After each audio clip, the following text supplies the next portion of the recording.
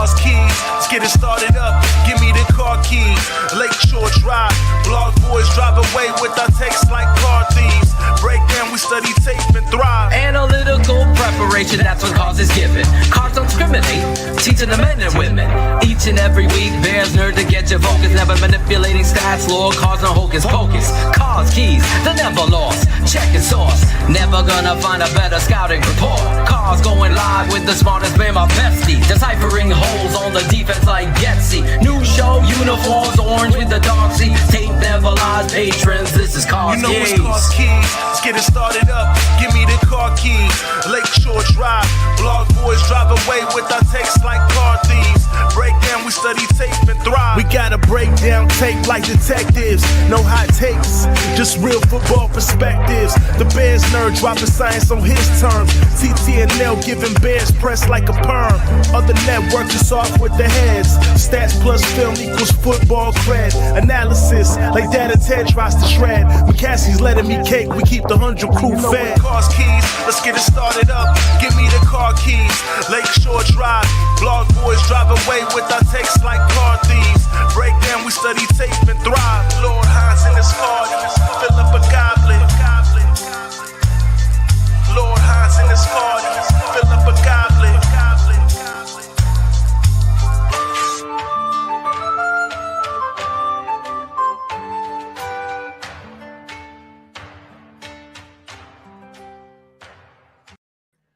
And we're back. Tuesday night, Cars Keys, Season 1, Episode 14, unlocked once again. As Phil says, this car's unlocked so much, somebody gonna steal that shit. Let's bring our boy out. I can see Mr. that. Cars Keys, Bears nerd himself. What's up, man?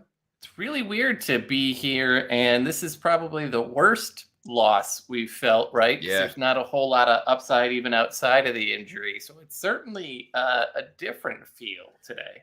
Yeah, it is 100%, man. It's you want your prized quarterback to be good moving forward. I think he will be. There's a lot of hype surrounding the situation. I mean, Rap Sheet obviously got some bad info, and now today, I mean, there's people out there, and Rap Sheet again comes back around and says that the Bears are optimistic that Justin Fields could play this weekend. And, I'm always optimistic, and I love to watch Justin Fields play. But me looking at it from I'll just say the general manager vantage point, I am erring on the side of caution every time when it comes to that. And I mean, if you're fighting for a playoff spot, fighting to seal up your division, Yes. that's one thing. When you're fighting to move to your fourth win in week 12, I don't know, man. I'm not pushing the envelope on that too much, because I know McCaskey's, looking towards that Green Bay game and everything like that, but you have that golden late year bye week staring you right in the face. And if you're gonna, be extremely cautious, it's something that you have to literally sit down and say, this might be the wisest approach. Gets his legs back under him, gets his shoulder feeling a little bit better, and we go from there. Well, and I think the other part is, my nightmare here is Quinnen Williams just destroying the interior of the line, right? This is Saleh is a fantastic coordinator. That defense is flying around the ball. My concern there is kind of what we saw kind of last on Sunday, right? Is a discombobulated offensive line that can't handle stunts, and you're trying to tell me that Saleh's not sitting there looking at that going, oh my God, we're going to do that all day, every day? Yeah, it's bad when somebody's breaking down film and it's not Phil Atoshin and they're still laughing at Sam Mustipher, like JT O'Sullivan just was when we were watching that right before the show started, Cars. I mean, it is what it is. I mean, find a dude to fucking block and get on him, dude. Oh, it's bad, but I mean, like you look at the Jets. What I think they're tied for fourth, Yeah. basically in sacks on this team or in the league.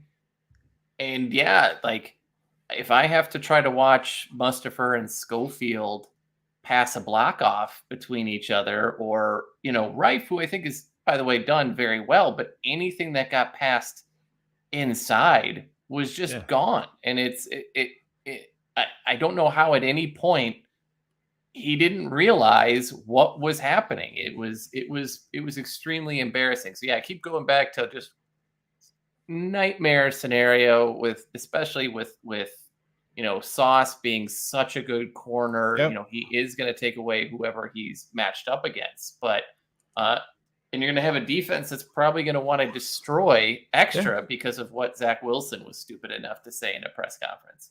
Totally agree. And I think one thing that hasn't been brought up, and probably not very many people will talk about it. Some people say that it doesn't matter, but it is a factor. The playing surface. Oh, it's a And terrible field.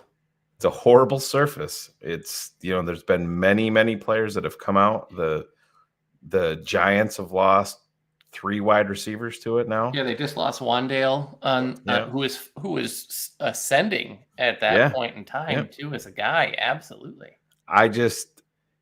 There's no doubt in my mind that Justin Fields wants to go. He wants to play. He wants to be out there. I get it. But it's one of those things. Sometimes the higher ups, or just, look at this from a parent's perspective. If you have kids, when you played and you rolled your ankle or tweaked your knee, you're like, fuck it, I'm just going to push through it. I'm fine. Well, yeah. So you have to be that parent and just be like, hey, we're not just looking at this game. We're looking at the handful of games after it. We're looking at 2023, 24, 25, 26, 20, all the way down the line. We have to look at that, because Cars, he goes out there and separates his shoulder and tears ligaments by, like you just said, Quinnen Williams landing on him or anything like that. You get Ryan Poles gets a bullseye on him. Matt Eberflus gets a bullseye on him. Everybody. And it just, I don't see, There's honestly, no positive to it. I think there's very little upside. Maybe he goes out there and throws for 304 touchdowns and the Bears win their 4th game. I get it. That would be awesome. But there's too much downside right now. I mean, the kid, Cars, you've been through it. You've seen it. Everybody loves that play to Equinemius St. Brown where he bought time and then found him for the first down on 3rd down. Any other time, that's 2 weeks ago, he's taken off. He's got EQ as the blocker and he's strolling into the end zone. He could not go. And I think what made that even worse was up until that point, they really they had run with him, but they hadn't turned him into the primary run weapon. And with Herbert being out, they had no counter. And so, yeah, when you look at the run numbers and how high they were, and it does suck that unfortunately it looks like he misread or didn't call the proper play because he was supposed to draw that to Monty, and that's where he got hurt. But even prior to that, he had taken so many hits because the well wasn't necessarily bare beforehand. But when you lose Herbert, who is a different player and a little bit more explosive on the edges, versus Monty, who thank God Phil's not watching, refuses to bounce anything outside to save his life. They were then relying on Fields to be the guy to take it on the outside. Right. And it just, I'm with you. You can't, like, especially against, again, the Jets on that surface and their sideline to sideline speed. It gives me nightmares with him injured. Cars removed the first down play and where he got hurt. And so now, he's slow getting up. He comes back. Just take the miscommunication out of it. Mm-hmm. You're calling a fucking draw play to a running back? Tell me that is, to me, an admission of we don't want to win. It's a double admission, I think, and I kind of had tweeted about this in the game, right? Second half, they were 17 of 21 first down plays into run, which Yeah. didn't work. It was their average, I think, in the second half was something like second 9 Yeah. of that.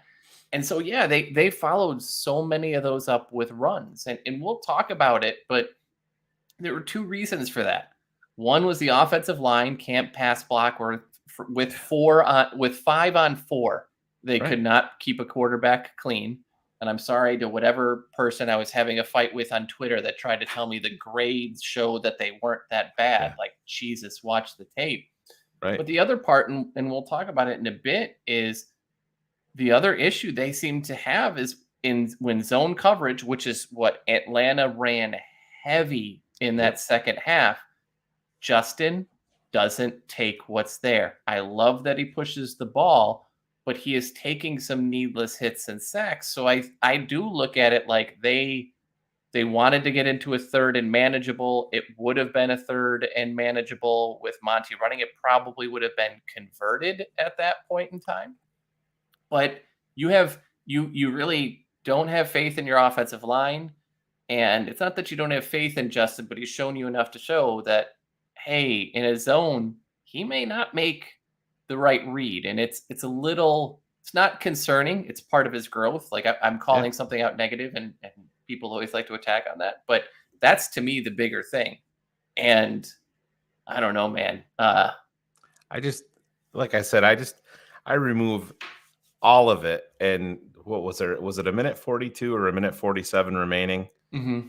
And then as soon as I saw them roll him out, I'm like, that's odd. And then you're going to follow it up with a draw play to Montgomery. That was just, it was miscommunication. For whatever reason, he said, Justin, Olin Kreutz was actually the first one on it. Yes, he was. He's like, if you watch this, to me, it should have been a handoff, and it didn't happen for whatever reason. But I'm like, what? In that position, it makes no sense. I mean, end of the day, hit the fucking timeout and get Simeon in there. Yeah, I mean, when I say this, I always have to bite my tongue a little bit. It would be interesting to see Simeon in the way that they would call. I would expect a lot more interceptions, but I also do picture that some of these things, I mean, we saw it a little bit with Colt 1, McCoy. 2, 3 Yes. delivered. 1, 2, 3 delivered. Yes. If you watched totally Arizona last night with Colt Mhm. McCoy, Kyler Murray has been doing that all season, and the offense moved pretty decently. We don't have a Hopkins, but we've got some additional guys. So for me, I'm not saying it would be better or anything like that. It would just be very fascinating to watch that game, at least for a little while, to see I agree. how the ball quickly gets out, because this is a moment that it could be good for him to get on the bench and sit down and watch and see how it's executed by a lesser talented dude, but still be able to see it. Yeah, I get it. And I like Simeon. I mean, he's not a guy that I would build my team around, but as a backup quarterback spot starter, I like what I have seen from him, because he's not gifted athletically, but he's going to deliver the ball. If you can give him a pocket, he's going to deliver the ball on time and get it out. And I mean, Trent Dilfer today said, if he starts, he's going to get his brains beat in. And that's just a nod to Justin Fields about, how special he is with getting you out of that position and buying you time and gaining you yards and making plays with his feet and making plays with his arm. But there is a part of me too, Cars, to see, that is interested to see, because you and I were just looking at some all 22 literally before we hit go live, where it's there. Yeah. If he sees it, boom. How many times have like I told you, you see the running back leak out, and I'm like, hit him. There's hit him. Nothing else. And then There's it's just nothing else. Then he goes, and rather than it being a 12 or a 15-yard gain, it's a 4-yard gain. It's a 5-yard gain. It's an incomplete pass. So Yeah, it's again, most of the sacks are on the offensive line. Yep. And Justin Fields negotiates and navigates the pocket very well to avoid some additional sacks.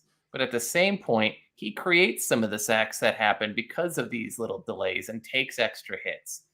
It's really, and when you say all this, again, you got to remember this is part of a growth. If anyone that saw the tweet that talked about the kind of college snaps that Fields had, even in 2 years, it was really more of a year and a half because that last season was so shortened. Yep. But you look at it, he had half the number of collegiate snaps as opposed to Trevor Siemian, right? So like he's someone that needs to see it. And Ohio State was very fortunate in that, there he could wait an extra second and Wilson, Olave, or Jackson would get open. Yep. Here, that's not happening, and it doesn't happen as frequently in the NFL. So I think you and I said this very early on, Shane. The biggest issue with this change is this is really the first timing-based offense that Justin has ever been a part of.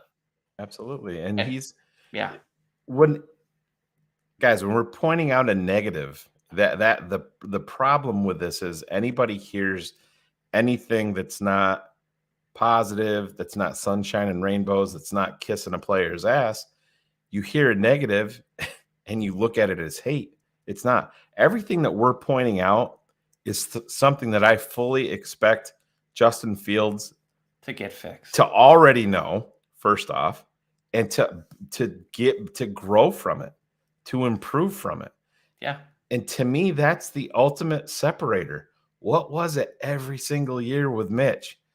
His feet, his mechanics, his deep ball. Give the guy a chance to make a play on it. Don't sail it. It was in year one. It was in North Carolina all the way through. Then it was in year 1 and 2. Yeah. Pittsburgh. It's going to be wherever he is next year. That's what it is. Cars and I were talking pre-show. This is what you want in a quarterback. I would be willing to bet there's not a half in his career as a professional quarterback. There's not one half of football that we can go through and be like, wow, there's a play there that you're like, holy shit. That you didn't see that from Jay Cutler. You'd get an amazing play, and then there would be 2 boneheaded interceptions. There would be a fumble. There would be an I don't give a fuck. Yep. There would be a silly tantrum on the sideline.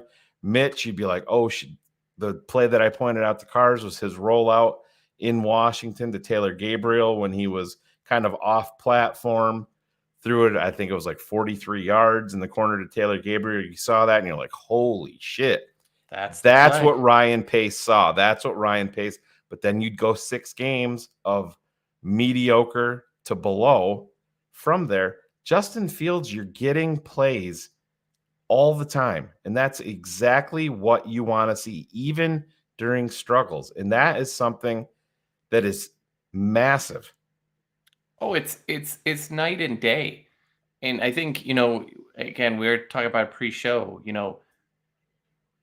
last week was the first time he was a heavy run.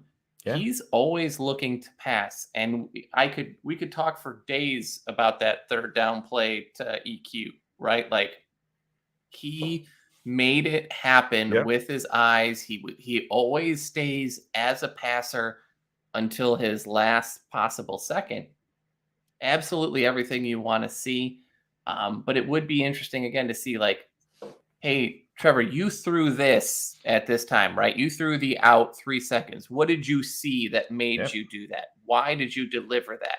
See, see the questions, because you only see the game through your own eyes. Your coach is telling you your targets, right? They're telling you the things that you're supposed to look at that are supposed to identify where the ball's to go. And sometimes mentally you overrule that. You override that, right? It's like your coach saying no deep threes and the guy's sagging off and all of a sudden you're like, I'm going to take it because I got all this space. So I think it's, again, if he was healthy, I'd want him to play and work through it. He's not healthy, so take the mental reps. He can get better that way as well. One of the things that I do during this show, Cars, is I always will put up the DVR copy of the Bears' previous game, and I have it up right now, and I'm watching the overthrow to Mooney. And one thing that I just noticed was, everybody was talking, Justin's got to hit that, and I think I was just as guilty live. Mooney turns his head at the 40-yard line to track the ball. Yep. The ball lands at the 18. Mooney was tracking that ball with his head turned around, looking for it for 20 yards. That's why he didn't get there. Well, but when he gets that step, that's when the ball is supposed to be released. So he's looking to track. We've talked a lot about it where, he is a tick late. A lot of times on those releases, he had the coverage, he had the move. The second he had a quarter step on him, it should have gone. And I think that's what Mooney was prepared for. Mooney had him beat at the 50. Yeah. And so the ball should have been out there, and it didn't come out. Mooney's actually tracking it at the 45. So I was even wrong there. I'm just running it back again.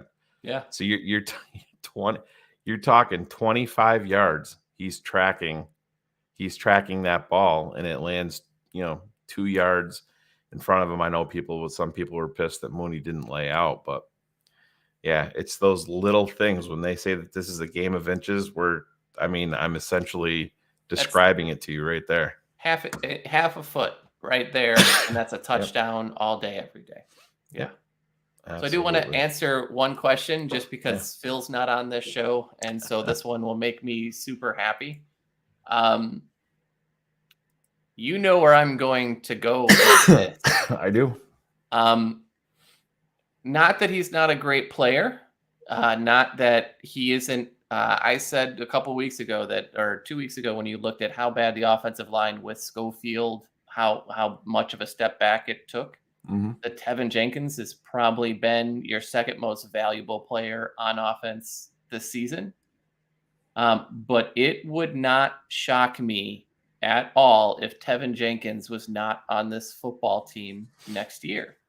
And it's for 3 simple reasons. His rookie year, they cleared him, expected him to practice. He didn't, right? All preseason, they kind of kept saying and hinting it's up to him.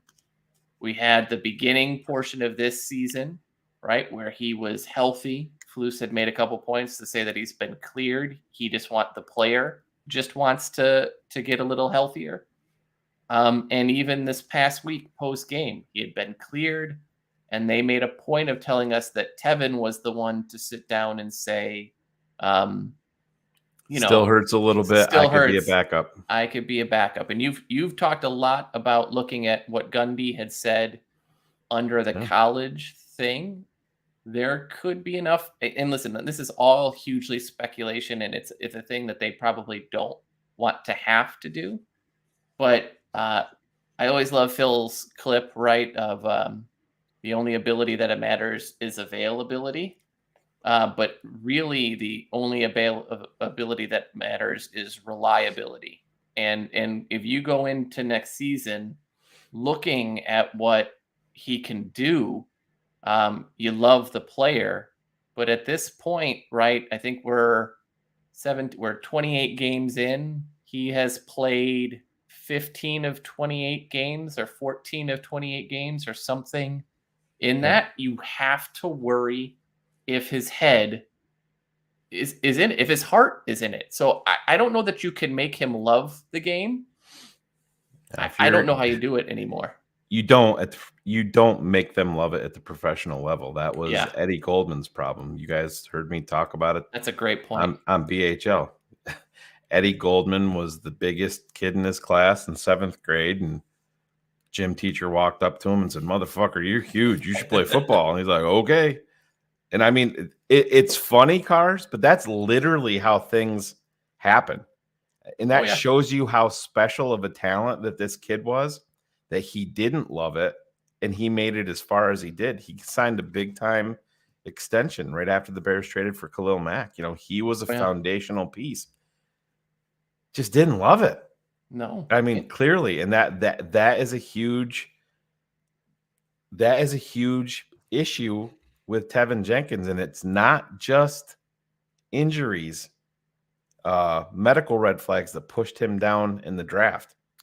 There was a lot of scuttlebutt about, the sitting down with the kid that turned some people off. And Cars and I are not saying that he's not a fabulous player. He is. And I know the rebuttal to everybody in the comments and probably in the chat room right now as well. If you're a good head coach, you gotta listen. You can't. I find it very hard to believe that they aren't exhausting every possible avenue to unlock Tevin Jenkins and to get him focused and on the right path. What's going to happen? Haven't said anything. You expect him to play versus the Jets? No, I don't expect him until after the bye. Yeah, and that's to me, Cars. It's a massive red flag, and it sucks because. And I know. How do you not love the guy? Yeah, I mean, I know Phil. I know Phil doesn't agree with me, but I said you can't tell me that the way that this team is constructed, by far the most talented offensive lineman on your roster. I mean, there's Tevin Jenkins, and then you're going down into, double digits before anybody is even remotely close on, the talent level. But they're going to single this kid out just to fuck his career up just because, without there being some validity to him maybe not being bought in, maybe not putting in all of the work that it takes to be a pro, not just on the field, Cars, because that's only half of it. You have to be a pro off the field. That's why Riley Ridley isn't in the league. NFL. That's why he didn't get another chance in the league, because he never bought in. There's been tons of players like that. Jamarcus Russell, everybody's heard that VHS tape story. Yeah, the DVD. Did you watch that? Yep, I did. And he never watched it, and he never took the money, anything like that. The $100 bill was still tucked in the back, and it's just it's 3 coaching staffs, though. It's his collegiate staff, it's the Nagy staff, and it's the Flus staff. Yep. And if you want to tie back, right? We had concerns about this with Eddie Jackson coming into this year because he hadn't shown it. 100%. They reached him. They couldn't reach Roquan. All the talent in the world moved him, right? So you can't sit down and say, like, the coaches have to try more.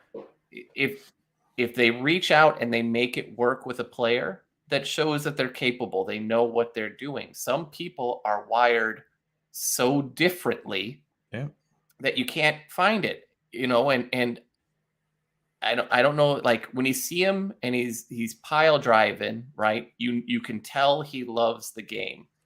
But, I go back to Flu saying, I need him to be better on Wednesdays. And you get the sense that they don't want him just to love the game on Sunday.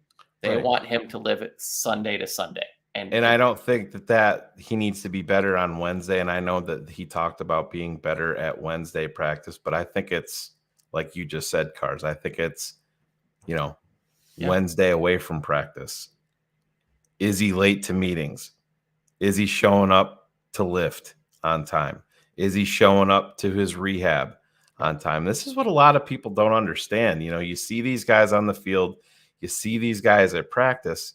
These guys are in class all fucking day. These guys are lifting on their off days. They're always there. And if you have a guy that's not 100% bought in, it's going to alter the direction that ship is going. And this is a great point, because Jalen was another person early on. They had him second team and got that fixed. Phil and I got in a fight on BHL about it, and he's like, he didn't do anything to Jalen. I'm like, Phil, yeah, he did. He demoted him, and Jalen was openly pissed about it. Yeah. Jalen Johnson, if you remember, came out and said he didn't buy in to the philosophy of this head coach and the defense. And then he saw, holy shit, yes, this works with proper buy-in. I told you guys, listen, I'm an Alabama guy. I told everybody, you want to unlock Eddie, you coach his ass hard. I don't give a fuck what the contract says. You stay on his ass and you hold him accountable. And you get your track shoes ready, Eddie. He's being coached hard and it's bearing fruit again. That's why some guys, you can treat him with that laissez-faire attitude. And I think this is a big part of it also, Cars. They traded up for Tevin. They immediately got rid of Charles Leno, which to me was warranted. I understand. Anointed Tevin Jenkins. Yep. You get a little bit of that. I got a pocket full of money. This team needs me more than I need them now. I got guaranteed money in my pocket. I made it. Yeah, I made it. Yep. And it sucks, man, because the kid this is the hard question, right? Like maybe fourth or fifth. Yeah. Maybe. Between his injury history, his physical, and everything else. I think you remember too, like some of the earlier reports were like teams were like, this guy might have a 5-year shelf life because of the way that back looks. So I he's a guy. This is a great question because I think what do you do with him? You spend the rest of the season trying. There is a chance that he, meaning Tevin, can fix this and find a passion. But otherwise, you keep doing the things and keep trying to say, do you want this? Do you want this? Do you want this? Until the game after, the day after week 17. And you're like, he's not in the plans. And there's a very good chance when you look at this offensive line, the only guy to me, and I love me Braxton Jones, but and understanding he's got his warts, the only guy I will guarantee you on this offensive line that's starting next year is Cody Whitehair. Everybody else is in play. Yeah. Everybody. And I that is exactly, I think you're right. And I don't even think it's 100% that Cody's here. That's very well could honestly, be. I really don't.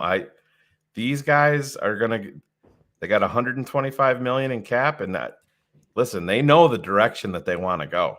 And I mean, this is going to be like that Peppers offseason, right? There's going to be 3 guys day one. Agreed. Yeah, and listen, believe me, nobody wants Tevin Jenkins here more than I do, just based on talent alone. I've never had the chance to meet Tevin. Never been able to talk to him, never been able to interview him. Listen, I feel like if I could sit down with Tevin Jenkins and interview him, I've seen it. I felt it. I didn't know Cole Strange. I sat down with Cole Strange, talked to him. Holy shit, it mattered to this kid. The day that Cole Strange got drafted by the New England Patriots, I texted him. Yeah. And he got a hold of me and he's like, I can't believe it. Guess what I'm doing right now? I'm getting on Bob Kraft's private jet. I can't believe it. That's the thing. That's the enthusiasm. That's the guy you want. Yeah, but then he can flip that switch and be a cold-blooded killer on the football field. But he also loves it. And when you talk to the guy, that comes across. Who do you like better? Tupac or Biggie? You didn't give 2 fucks about that. I think he said Kenny Chesney or some shit like that. Yeah. You know what I mean? That's who he is. And that in and of itself doesn't matter, but you can feel that it matters to him. And hopefully he's just hurt. But to me, Cars, when I heard Eberflus say that Tevin said, it still hurts, I'm good enough to be a backup. That was Matt Eberflus saying, you know what, big guy, I'm fucking done. I'm going to tell the world, and this is right in your fucking lap now. This is away from me, and this is on you. And I think I think you're 100% right. And that's, I think, the frustrating part, because, I love him at guard because of, how quickly an offense is killed is through the inside rush. And what was killing us in stunts was inside rush. So I completely agree with this. I would hate to lose him, but if I can't count on you week to week, and you're now sitting here at 2 different off seasons, I don't even know minimally how they go into this expecting him to be the starter without heavy contingencies. Totally. There's no agree. way. There's no way. So maybe he is here and he's competing, but until he shows a want it desire, and he has it on Sundays. I want to emphasize that Sunday, the guy's pancaking dudes. I love seeing him on the second level when he is just flattening guys and destroying them. But like, you want to see it on the rest of the days. And until he gets there, it's the truth, man. You have to, and I understand, end of the day, you want him to be able to perform on the field. But if you can't trust him away from it, you can't trust him to make it to the field. Right. And that's that's the thing. And I have no interest in being a football coach, but this is the game within the game. Gundy talked about it. Tevin is a guy that you need to motivate constantly. That's why Eberflus, that's probably part of it. Eberflus said, you know what? I'm going to remove myself. I'm going to put this on you. Might fire you up a little bit. Might light a fire under your ass. Now, tomorrow is going to be Wednesday. We're going to get, we heard Eberflus talk about it. I'm expecting them to come out. First question. Yeah, we're going to go right up to game time with Justin. That's what I expect to hear, because they want the Jets to plan for that. It'll end up being Simeon, and probably the second or third question may be about Tevin. And then we're going to see what he did in practice. Was he limited? I'm assuming it's going to come out as limited, or did not participate. I don't think it's going to be a full go. And that's the concern, right? Because he was a full go on Friday. That is the clearing of the medical staff that you're okay. So nothing has happened and transpired between there. And so if he doesn't play, he's sat on an airplane. And that is the only thing that's happened. You don't need rest. You haven't played for 2 weeks. You practiced one time in 2 weeks. It hurts, because you watch him on the field and he is everything you want. Like, he is a guy who has that potential to be like that Quentin Nelson guard who just demolishes people and is great in space and can set the tone. But you don't doubt that Quentin wants it. And until that answer, and that's never an answer that any of us will have. If he gets traded or doesn't get traded, we won't know the answer. But I think that question is going to be there. And every time it comes up, like, we really need you this week, it's kind of this, please tell me you'll play. Yeah, it's a tough one, man. And the kid is as talented as they come. And it's a testament that he is as good as he has been at right guard. I mean, fun to watch. But if you can't be trusted to do your job off the field, you're not going to last long in your stop. And it's cars. It happens on every single team. There's tons of players that it happens with that are uber talented. Pick any sport you've been on, and we've absolutely all had that person who is all world. You have it at work. Yeah, you have it at work. Yeah. You have it at. I went to high school with guys that if they would have, I have a guy in my family that's supremely talented and just doesn't give a fuck. You know what I mean? I'm like, man, if you put 40% of your effort that you put into not giving a fuck, you would be, you'd be set. Yeah, absolutely. So it's tough, man, because it's obviously a huge position of need, and it very well could be a completely clean slate for Tevin next year and for this offensive line as a whole. But there was one more question I know before we get into your thing here. Absolutely. Is right here. This is what I don't get with Sam. Is Sam's probably doing all of the right things away from the field. Yep. But he's not doing the right things on the field. Week in and this isn't just TTNL. JT O'Sullivan pointed it out today and was laughing at the guy. And I know Olin has other thoughts, and that's fine. Olin knows more about football than I'll ever know. But why? At this point, is it just because they don't believe in Dieter Iceland?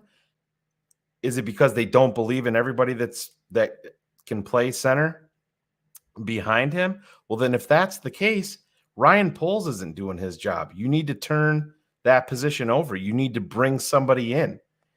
We've seen no movement there with Patrick out other than just Mustafa being there. And I just don't get it. Yeah, I don't either. The only thing that I can come up with is that, Mustafa at the very least can help point out on coverages and blocking schemes. And so I think from a pure talent perspective at this point, there's no doubt that you would get more. But I do think that they want to help Justin out with. Can't you hear him calling out the play? That motherfucker right there is going to be the one that folds you in half. 52. Yeah. He's going to get the sack. It's not he's the Mike. He's going to get the sack. 98's going to stunt, and I'm just going to let him run right by me. Schofield and I just talked. We're just going to completely ignore that he's there. Meet me up in the first row. Yeah. Because that's, to me, that's the only legitimate thing. And I keep going back to, if Doug Kramer doesn't get injured, he is the guy that is starting and playing right now. He was number 2 all the way through. But I think it does pick back to this. Yep. Ideally, he does come back, and I think he would want to come back. And I think it makes the line a lot better if he does. So I hope that they make that move, but I don't expect any moves. I just hope it's not a guard, Cars. He did not. No, he did not look good. Oh, no, not at all. No, and so I look at this and I say, with the other names, I think you have a chance at Carter maybe after the bye week. Detroit's line, later on in the season isn't that great, and so you can do a little bit more. I think you see Leatherwood probably or potentially after the bye week. I think they're trying to get to the bye to make any sort of changes. But Mustafa, it's hard for me because I'm just so sick and tired of talking about him. But I know that it's kind of like Leno, we have to. I just don't think they're comfortable with making the line calls, and that if you want to give a negative to Ryan Poles, absolutely, he screwed up the center position this offseason. Then bring somebody in. I mean, bring somebody. We have seen no movement there, and I understand it's probably if it's a 13-year guy and you have to give him some money to get him up off the couch. You got to try something. It's got to be like a Matt Paradis is the only one I can think of, and I think he's like 42 at this point. But you do what you have. Exactly, and that's the thing. And listen, if it's me and I'm sitting Justin down, I'm putting the fucking kids in there on the offensive line to block for Simeon. Oh yeah, all day long. I don't need to see Riley Reef at 33, almost 34 years old out there playing. Hey, go out. It's. But it is telling that he's out there with Borum healthy, isn't it? Yeah. Oh, 100%. I think they're waiting on Leatherwood. I really do at this point. But that's another thing too, Cars, and this is another thing that I got to kind of lay at the feet of the coaching staff and Ryan Poles. He's been active. Mm-hmm. If you're active, that means there's a chance you can fucking play. Yep. But now it's just, I don't know. And I understand there's a lack of offensive line talent all around the league. It's just not in Chicago. But man, if you're able to suit up, Yep, you should be and able be to a play. part of the active game day roster, then why can't you? To me, it almost reeks of they don't know what to do other than just say, let's get to the end of the fucking season and we'll have more options. This is the, I guess, the equivalent right now of Madden and doing simulate till end of season, right? Yeah. Like the oh screw it button. Because I'm with you, and you know, when we talk about like people saying why don't you bench these young guys? No, now this is the year that you let them play through it and visualize everything. Carter, pardon me, was not active this last week, but he's been kind of in and out. But if Tevin's a no-go, and then I think you're getting to the point again. Maybe not next week with the Jets coming in, but after that, I think you have to start looking at making these moves and just saying, how much worse can Carter be than what we're getting out of Schofield? How much worse could Dieter be than what we're getting out of Mustafa? Does it really matter if he's making the right line calls when he's not picking up a stunt? Right. These are the things that we're getting. What is the downside into playing Dieter Iselin? You know, I think back to my negative. I can't even say it's a negative because your joke is absolutely correct, right? Yeah. Like he can make the call and he might know, but he's still not blocking it. So right. The amount of plays that I went through and watched where he is literally just standing there and some guy is stunting in between him and Schofield, and you're like, I don't get it. Yeah, if I'm teaching my son how to drive a car and he's like, he can point out where the fucking river is, you know what I mean? But then he drives into and the then river. he fucking drives into the river, then we got a problem, right? That's what I'm saying. It just, I love that. It's to me, it's a negative with Ryan Poles, and it's almost like I said, to me, it reeks of it is what it is. We're just trying to buy time until there's other options. And I know Cars, we've talked about it a little bit, but I mean, the Orlando Brown is a guy that I don't think will be available, but he's not played up to expectations for Kansas City. Jack Conklin is going to be an interesting name to see if he can't stay healthy. No, I know that's the problem. That's what I was just going to say. If you're talking about an older guy, Rodney Hudson's bounced around the league, Mitch Morse in Buffalo. I keep saying Posick, but he can't stay healthy, right? Right. Yep. And you see these. I mean, then you're getting down to. I mean, if you just want to look at some guys that are a little bit younger, Mike McGlinchey is a guy that's going to be 28. He's going to be an unrestricted free agent. But I mean, it's kind of slim pickings. Garrett Bradbury was a guy. I remember a lot of people were high on him in the draft. In Minnesota can't wait to punt him. No. Andre Dillard is a former first rounder that's unrestricted in Philly, but I believe he's broke his ankle multiple times. He's torn his ACL, a guy that's very talented. He's not a mauler by any means. He's more of a finesse type guy, but that's somebody that Ian Cunningham is extremely familiar with. And probably if you're the Bears, you can buy semi-low on in free agency to give yourself another body there. So that is a name. Nate Davis is the guard from Tennessee, is a name that you're going to have to pay for. He's he's 26. So he's in year 4. He's played very well, relationally.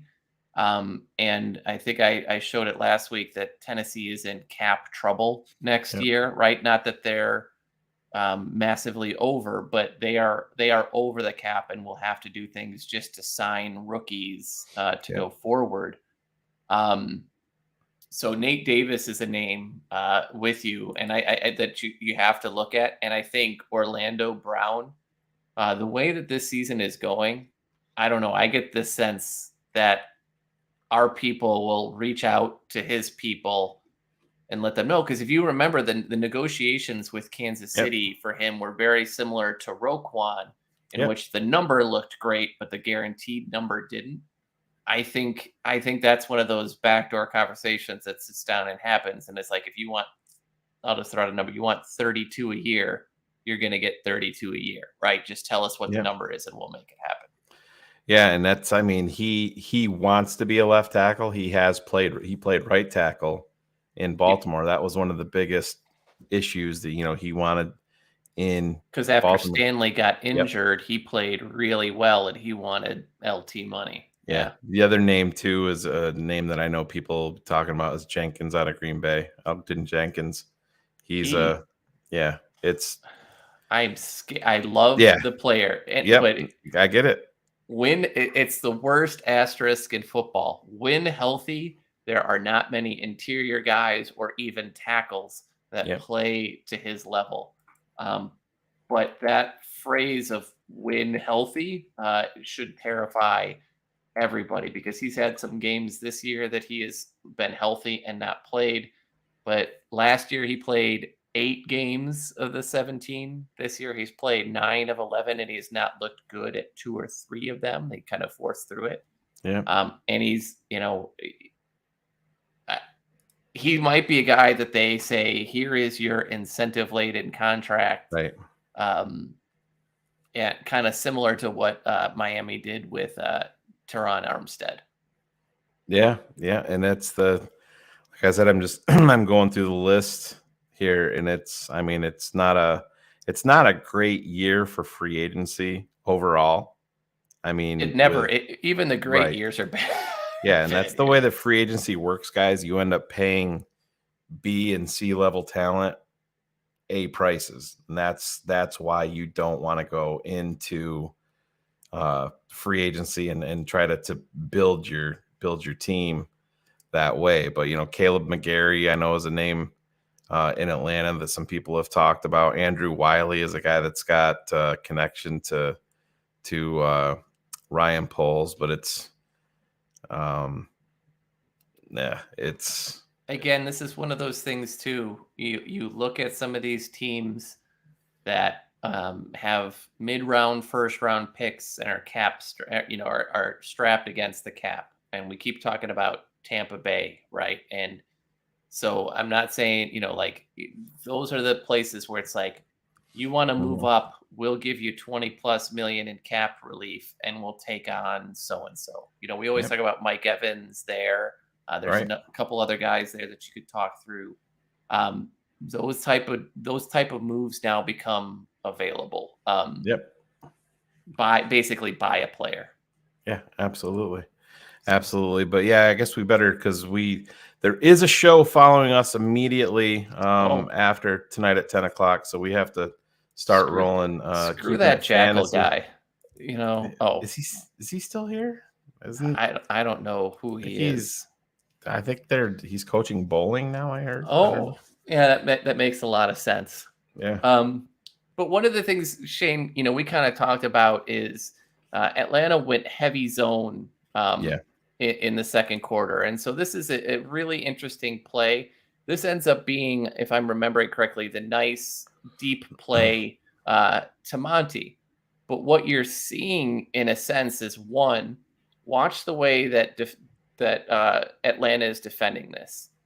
We're so used to being such a good running team. We're used to seeing 8 guys in the box. And here there are really 4 guys in the box. Everybody else is in his own coverage. Now here at the bottom of the screen is EQ.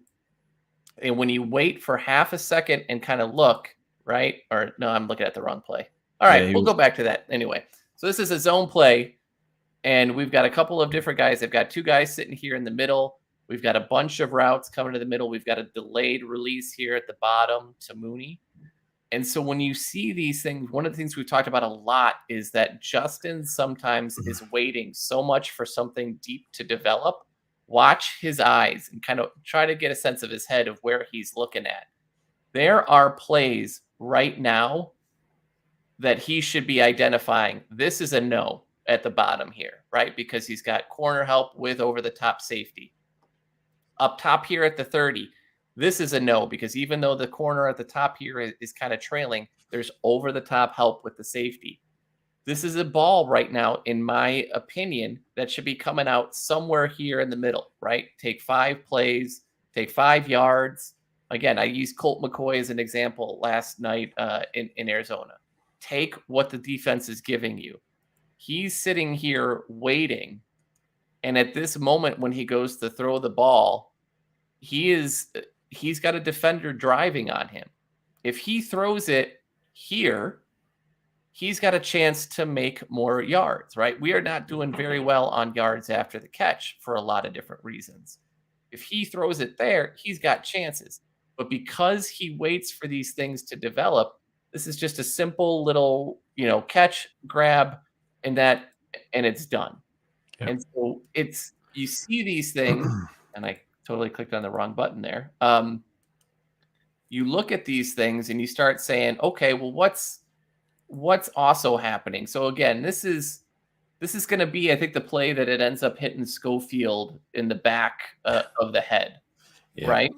And so when you look at the defense, again, because of Justin's running, they want to keep everything in front of them. They want to keep, they're getting rushed with 4. They're dropping everybody into coverage. They're not spying him with one player. They're basically spying him with the entire linebacking core. So when you watch this play, again, watch his eyes. If I pause it here, there is maybe something up top at the screen. Depending on if you make this throw right now, you have the window to get it in before the safety can close on it. But there is nothing here with EQ. There's nothing here at the bottom of the screen. So in my opinion, and I have to say this, right, because, I don't play quarterback, but he's got to go, maybe, no, I need to take what's happening. So again, he's bouncing and waiting. By this point, he maybe has something up top, but I feel like that might be too late. There's nothing here. Again, this ball should be out to the guys, one of the 2 running backs that is sitting down. Instead, he's waiting. You notice there's this every time on these. I hate to rewind it like this, but watch before he throws. There's always an extra little hop. And that little hop delays him half a second, and it's hitting somebody in the back of the head. So watch this at full speed, but watch right before he makes this throw. He's a little slow to read, and he's got a hop, set, throw. And so these are the things when I say, like, I'm interested to see Simeon, not because he's going to set the world on fire or change the world with his music, but these are the things. Take a quick read. I love the attitude of touchdown to check down. Nagy would have loved the fact that kid didn't want to do that. But at some point, you have to take what the defense is giving you. And they weren't giving you a lot. So you needed to take those plays. And those are when we sit down and say, right, like, I'm a little concerned of what he's seeing in zone, because he's waiting too long for something to happen. That's been the number one thing that they talked about, Cars. I mean, if you go back to, and I mean, we broke Justin Fields down here. In fact, I literally have a folder right here on my desktop that I'm opening up right now. It's all Justin Fields from the draft mobs that we did talking about thing. And you always heard guys say, just need to get him to speed up that process just a little bit. Absolutely. And in the NFL, that just a little bit makes that pass that's incomplete a 5 or a 6 yard gain. And in the NFL, that's a monumental difference. It keeps the ball moving, so we're in this terrible position of chicken or the egg. The offensive line by far is probably the biggest limiter. But they are afraid to pass the ball because of stuff like that, right? Because sometimes he's taking these hits because he's waiting so long. So, take a step back, watch what timing. This is his first time. I will always keep repeating, this is his first timing offense. These things, take a lot of snaps to see, but it is a little concerning. Let's go to the next one, because this one is one of my favorite plays, because this is a beautiful throw to David Montgomery. And by and large, I'm not crapping on the throw or the play like that. Shane talked about it earlier, right? You see a play and you're like, that is special. And his ability in that moment was special. Yep. But I want you to sit down and watch EQ down here at the bottom of the screen. When he runs this route, and right here, he has it, and he is already off that moment. And he is moving and escaping. Let me screen back a little further. This is about the point in time when he starts to move out of the pocket. And he's got a, I mean, they're actually doing their fucking job there. Yeah, absolutely. They're doing their job. And when you look at down here at the screen, EQ is into his break. These guys are not. They are still full speed at this. He's not even looking. He is already sort of predetermined where this ball is supposed to go. And so because of this, yes, he makes a great play, and I will take that. But these are the little things. If he doesn't make that throw, he just cost us a first down because there was someone there at the bottom. He made an elite level throw play on that, but he passed up a much easier, play. A play. Yeah. And so what got really interesting, and you saw a lot of this, and again, if you're the person who is arguing with me on Twitter about how good their offensive line is because of stats, I want you to watch this play. I think I've named this one, two routes are yuck. So when you look at this formation, you see two tight ends in. This play has all of two routes. One in a way because they're trying to make this look like a run and hoping that they can spring something, but also because the offensive line sucks. So when you watch this play and how it goes, there are only two guys releasing on a short and medium thing to the outside. This thing is done almost from go, because the second he takes this and bounces it outside, you have four defenders right here that are just flowing that way. And so you look at the way that this goes, there is no one open. And this is a theme that you kind of see a lot in this game. It gets very, very painful overall to sit down and watch a team that, again, I'm going to go heavy, right? This is incredibly heavy. There is a loaded box up here.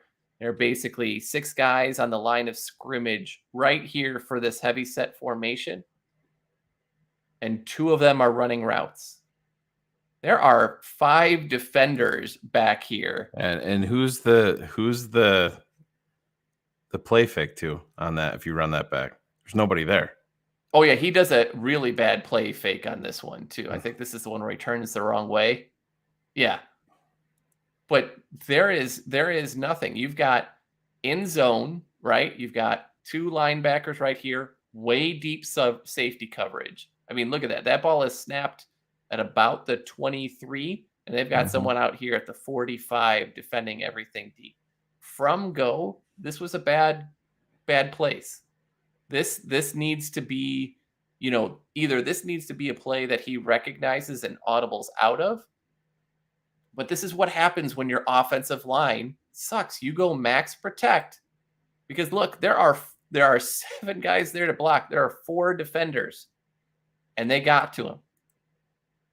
They get to this guy with four, and it's not even close, right? And so these are the things when you look at where this team is struggling and why they keep trying to do this. It is, it is basically the Ned Flanders. I have tried nothing, and I'm all out of ideas, right? Because there's nothing else you could do. All game they try to spread them wide. All game they try to go.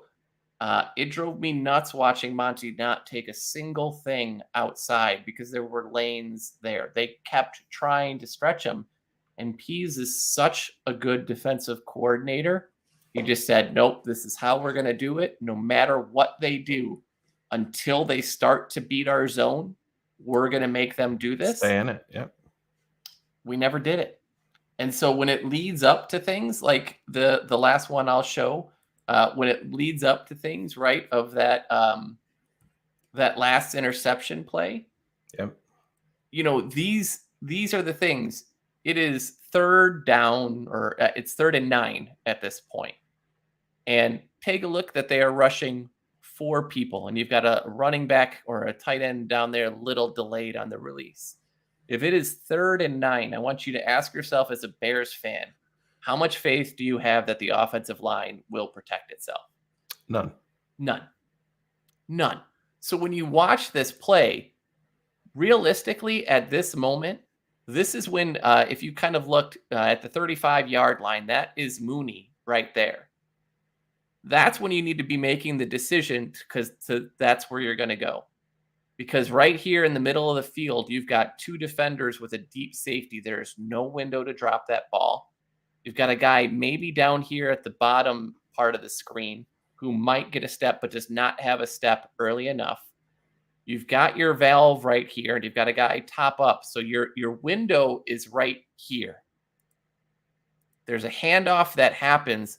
Again, this is where the ball should be coming out. The guy is not in a position. He has inside space he's got inside maneuver on him. That ball should be out.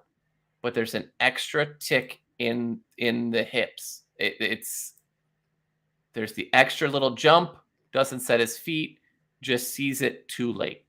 And so, yeah, I mean, if you to that point, Cars, we're talking about speeding up the clock. If you run that back and you catch Monty with his momentum going forward, now, right there, you're giving him that momentum moving forward. And that's what we're talking about. You're turning Monty turned into a basketball player there. His back is to where you want to go.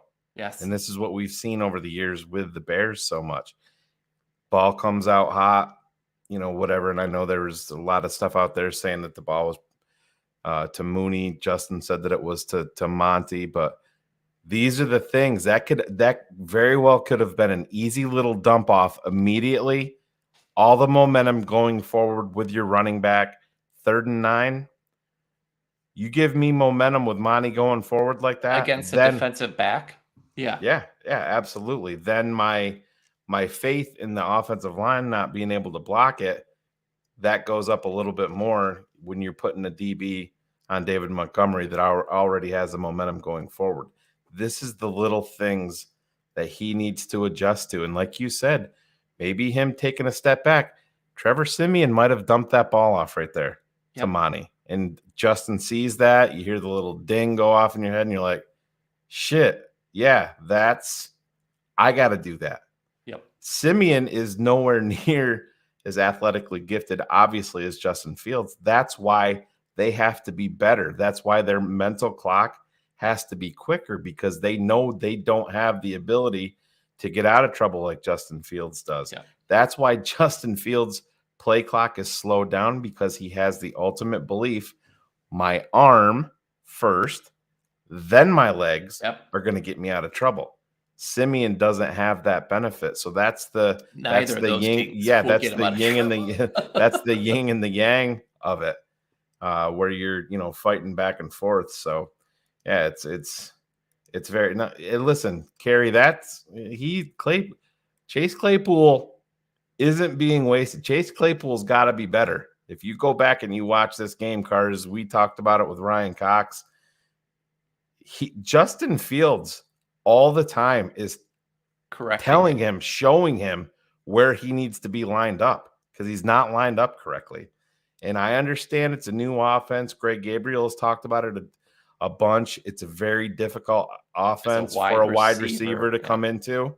So he's not being wasted, because he's got to be better. He's got to get a better grasp of and I've been guilty of it, saying, you see his snaps go increase, and then he goes back to 19. I believe it was 29 this week.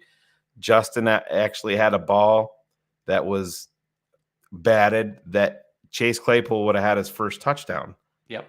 For the Bears. And it was batted because he waited an extra second, right? And so for all of his great plays, listen, Claypool, we haven't used him enough because he does get like a quarter step, and you got to give him a chance to make that throw. But you're absolutely right. Like he's not necessarily, because there are a couple plays too where Mooney was like, "No, man, you're further," right? It's like everybody's kind of trying to direct him. Yep, you got to go.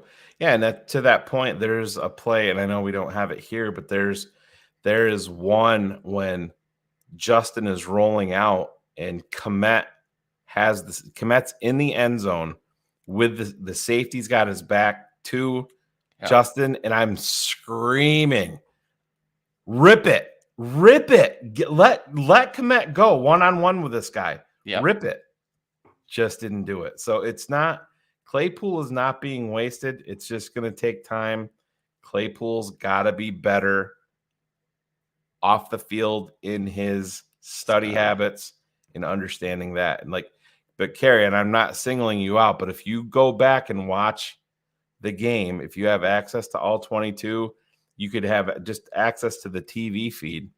Go back, focus on Claypool, and focus on how many times quarterback is lining him up. Demo's like, you got to push out farther. Go, go, go. It's happening on a routine basis. I'm just proud of this comment. Really, corn is not the only thing that gets planted in this household. So really well done, sir. Sorry, that was as childish as I will get. But no, I think, realistically, that's what we wanted to kind of talk through. When we talked about the evolution of the offense, we've seen that. Now the defenses that we're facing have evolved, and you're going to see against Justin a way heavier zone look from defenses. And until Justin realizes that windows and zone are way tighter, way smaller, and sometimes you just have to let it rip, until he starts to do those, what we saw by Atlanta is how Buffalo, how Philly, how Detroit, and how Green Bay are all going to defend us. Yeah, Ben brings that up, and I tweeted, if you go back and look at my timeline on that play, I'm like, Claypool, you got to make the fucking block. He didn't. He A-robbed it.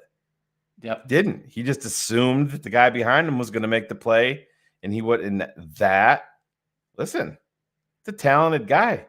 It's also why he got traded out of Pittsburgh for shit like that. Let's be honest. So got to grow up a little bit, and you got to take things a little bit more serious. Get your ass into your playbook. And they say that he has been staying after practice, 45 minutes, 60 minutes with Justin and other wide receivers. But we have to see that starting to be, it's got to start to pay off, because, listen, the Bears took a gamble. They gave up a second-round pick, a high second-round pick, for this guy to get a jump. He's going to be here. He's going to be here a while. Obviously, it's important that he is. 100%. I mean, the guy, listen, these red zone packages have the ability to be, especially you talk 6'4", 238 with a quarterback that's 6'3", 230 pounds. He has, Cole Kmet is coming into his own. We see how that is. Cars, you talked, he's going to be a guy that's going to be getting a $50 million contract this offseason. You can etch that in goddamn stone for Cole Kmet. Hey, what did Flus say? Yeah, absolutely. Go ahead. He's the type of guy that you like, that this is the type of player that we want in this organization. Full stop. That guy's here. It's done. He's getting a deal before Mooney is. 100%. Because we see the importance, and I could talk for days about that incredible up the seam catch that we've been waiting for them to throw, and the way that he took that hit and kept doing it. He's here. Get used to it. I know that'll make our friend Edwin Lopez very happy that he's here. But Yeah, and if you go back, go back to the night we drafted him. Go back to the draft mobs after that. Go back to the keeping it 100s after that. The guy that's not talking right now, that's got his face buried in his Bears cup, talked about Mark Andrews and the comp there. And tight ends don't come in and tear the league apart. There's some outliers. It takes 3 seasons normally. Goddard is a great example for that, Yeah. right? Yeah. Yep. So you see it. And if you saw a special fucking play from Cole Kmet on Sunday. When I saw Justin rip that, I'm like, fuck, that came out hot, came out high. It's like and that then, Zach Miller touchdown from Cuddy. Yeah. Yeah. I saw the same thing. Like, oh. Yeah. Shit. Yes. It was one of those. Yeah. Right. Absolutely. So the last one I think we'll really hit. I wish I could say that they were. I think I failed in my assessment that we are not one of the least talented teams in the NFL. We very clearly are. Yep. I know I said to your credit though, you had Robert Quinn here. You had Roquan Smith here. Though they're former Bears at this point. I know Robert Quinn hasn't been unlocked in Philly, but he's been a guy that's usually taken some time to he's get better settled. in the run support too than the other guys, and I don't think Philadelphia's looking for him to make a huge impact so much right now. I think come playoff time is when they want to have him cranked up and ready to go. Yeah. So when I look at this, and look, when you hear things like Justin, I know we kind of in the locker room that he took blame for the loss. Yep. And he talked about the interception and how that is on him, right? And that natural leadership. It's absolutely true, but you can't stop anybody on defense. Your defensive line has not gotten a sack since week 5. Like, full pause that, right? Week 5 is the last time someone has done that. And so you look through, like, Justin Jones has been really great in the run game. Not really great, but he's made some splash plays. You're basically getting from him what Pittsburgh is getting from Ogunjobi right now. But defensively, we can't. Again, we like to always talk about weird things we used to see on the forum, and someone once said the Bears couldn't stop a bull rushing Estelle Getty, if you remember that one, right? Wolfie. So, Wolfie. This offensive line can't do that. That defensive line can't do it. I think they're more talented on wide receiver than what they've shown. Yeah. But having to really simplify the offense, when we go back and you look at the amount of times that you have to go max protect, when you look at the amount of times that you have to do these things, and put all these players in motion and take away, like, I love rollouts and those things, but when you do that, you take away half the field, and it's really hard to get open when there's two guys or 3 guys and 6 defenders back there. Some of that is limiting, and so the offensive line is going to need a big focus. But I really think we're dealing way more with just god awful talent on this football team. Just god awful. What do you think, Shane? No, I agree, and this is off topic, Carson. You see me looking up. I've been wanting to go back tonight, and I have it marked down to do, and I just happened to look up. I wanted to see Justin Fields' reactions because he got knocked around a little bit, and I'm looking at a play right now. If you guys have time after the show, or after Keeping It Fantasy, because I want you to tune into that. Minute 31 left before half. Grady Jarrett and Lorenzo Carter both hit Justin after he's got a little check down to Demo. That's right. He comes down, all the weight of Grady Jarrett on his left arm, and he's got his arm twisted a little bit, and everything comes down on that left shoulder. I wonder, I'm wondering right now if that is not the start of when because they talked about him playing through so much pain. So that to me said it wasn't so much the play at the end of the game that did it. Yep. He was a warrior for playing through the pain. I think this is the play right here. You want to write it down, minute 31, Grady Jarrett, Lorenzo Carter, and it's the one Schofield's getting beat. Shocker, on a stunt. I'm wondering if that is not the one that did it. He falls awkward, and all the weight comes down on that left shoulder, and his elbow is pinned kind of backwards when he's rolling. So where else do you get analysis like this, Cars? I mean, live, bro. Come on. That's phenomenal. And Grady Jarrett, gosh, what an underappreciated guy for his career, right? I mean, what a dude. Was he like a 5th round draft pick, right? I don't even remember. I mean, but like because he's played this kind of this no-name team for so long, a lot of people just do not appreciate how good he was. I mean, he was God, I don't even remember what round he was drafted. Round 5. Yeah. Round 5. And so fucking question me, Cars. I will always question you. Actually, I want to answer one quick last question because I think it's so one that roughing the passer penalty was one of the worst things I've ever seen. Terrible. But if you go back and look, I ripped to shreds AJ Terrell his rookie year. Yeah. He looked terrible. He looked lost.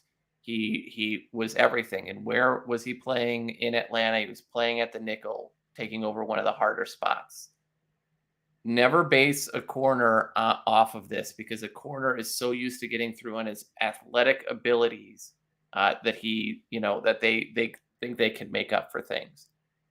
There are several plays where he diagnosed wide receiver screens, where he's attacking the football. But yes, he is going to make some mistakes as well. And I think you see the same thing with Brisker. But what I see are two guys who are fearless, quickly forget their mistakes. So Alex just came up with a call right there. It's roughing the cleats. That is brilliant, Alex. That is absolutely brilliant. But so to that point, right, a corner in year one, is it something that I go base everything off of?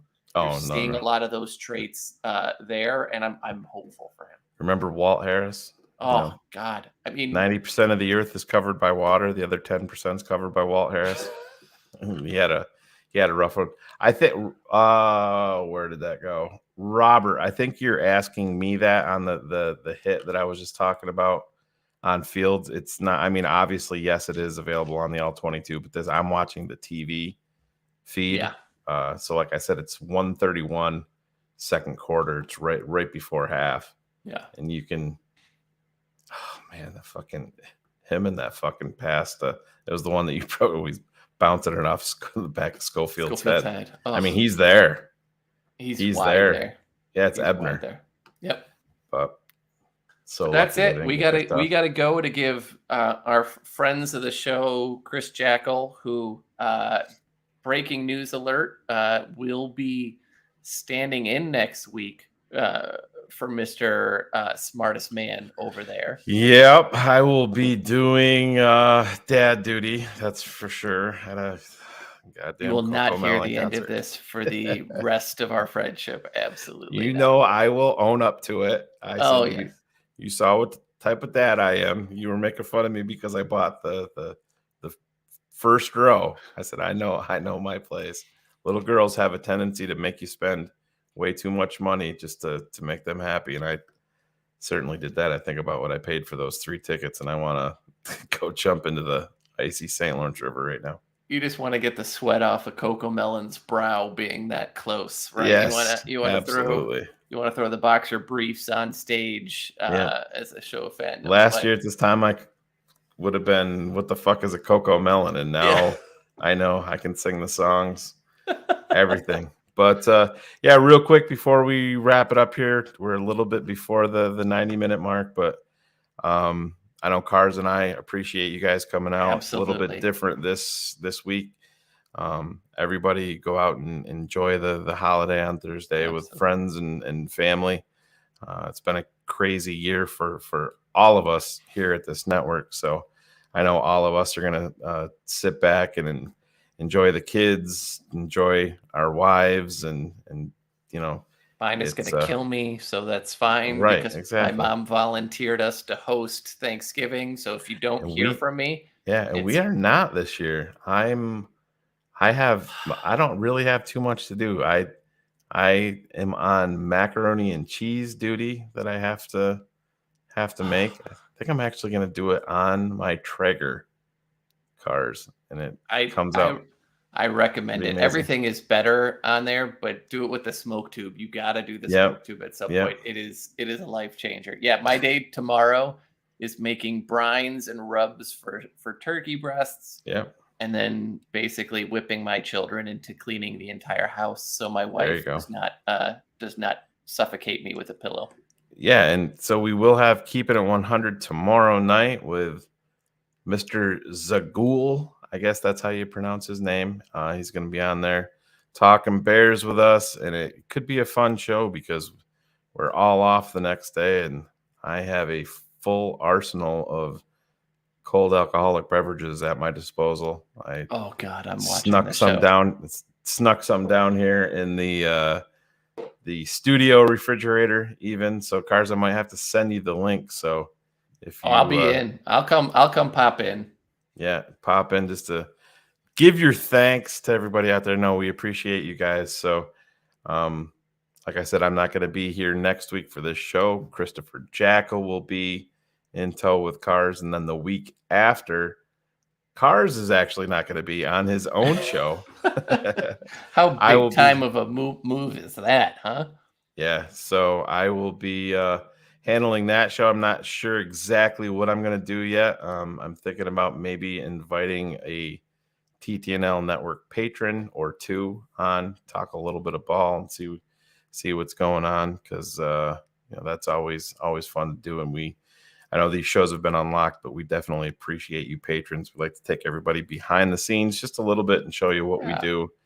And you've noticed that a lot of our shows this show has transitioned into looking forward at free agency and kind of like draft philosophies. And that's what happens when you're 3-8, but the work never stops here, man. And we're not Tevin. Like, we're motivated by that. That gets our juices flowing. When the games are done, we still have tons of work to do. And like I said, we're working on getting our library full of draft prospects ready, locked and loaded to transition over to draft mob and breaking all that down. It's going to be an interesting offseason to be a Chicago Bears fan. That's for sure.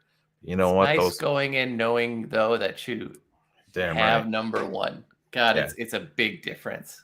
No more of, is Cade McNown going to figure it out? Is Rex Grossman going to stay out? What about Mitch? Is he going to? I know he didn't start at North Carolina for most of his time. Is Jay Cutler going to finally just be a team guy this year? Is that going to be it? Oh, yeah. He's going to figure it out. So, yeah, we're going to get out of here, turn it over to the fantasy football guys here. They'll be live in about 31 minutes right here on these airwaves. So tune in. Even if you're not a fantasy guy, they always put out some good content and they have a lot of fun. Appreciate it. Got anything else, Cars? No, really. Thanks, everyone. This has been, I had no idea what was going to happen this year when Shane's like, you should do something, and we'll just roll with it and see what happens. Cars has found out very quickly that there's no rules, there's no blueprint. I say, give me a blurb when I'm scheduling the show, and he lets me know a few hours before. He'll be like, I have this and this and this. I'm like, sounds good, let's roll. But it's been so wild. So thank you everyone for listening. I really appreciate, I know it's a lot sometimes to come in and take 90 minutes on a day and just kind of listen to Shane and I. So really appreciate the support everyone has given, and happy Thanksgiving to all of you. And, I hope everyone gets some time away and some downtime And I really hope everyone goes into the turkey coma during the football game on Thursday. Oh man, I'm not doing, like I said, I'm doing macaroni and cheese duty. I'll be done with that in the morning, and then we're not hosting here this year. We're heading to my sister's, and I'm gonna sit back and have a good time and just a nice, relaxing day, hopefully. But see you guys all soon. Don't forget, keeping it 100 tomorrow night.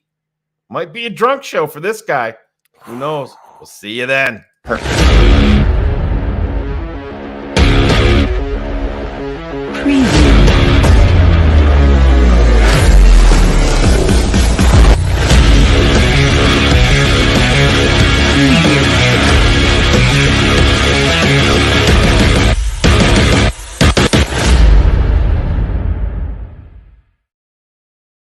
I love balls.